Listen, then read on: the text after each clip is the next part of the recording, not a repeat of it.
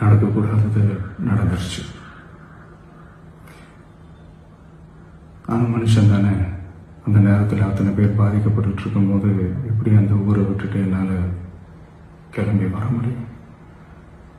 நான் திரும்ப அங்கே போகணும்னு இருந்துச்சுன்னா அதை ஒரு காரணம் காட்டி அங்கே வேறு சில பதட்டமான சுச்சுவேஷன்ஸ், வேறு சில அசம்பாவிதங்கள் அந்த மாதிரி எதுவும் நடந்துடக்கூடாதுன்றதுக்காக தான் நான் அவாய்ட் பண்ணேன்.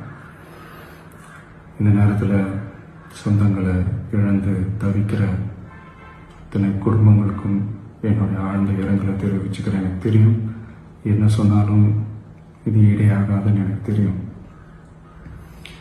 ஹாஸ்பிட்டலில் ட்ரீட் பண்ணிகிட்ருக்கிற எல்லாருமே சீக்கிரமாக க்யூர் ஆகி வரணுன்றதை இந்த நேரத்தில் நான் வேண்டிக்கிறேன்.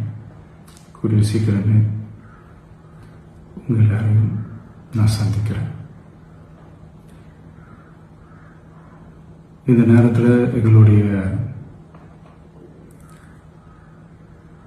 வழிகளை, எங்களுடைய நிலைமையை புரிஞ்சுக்கிட்டு எங்களுக்காக பேசின அரசியல் கட்சிகளை சார்ந்த நண்பர்கள், தலைவர்கள் அனைவருக்கும் என்னுடைய நன்றியை தெரிவிச்சுக்கிறேன்.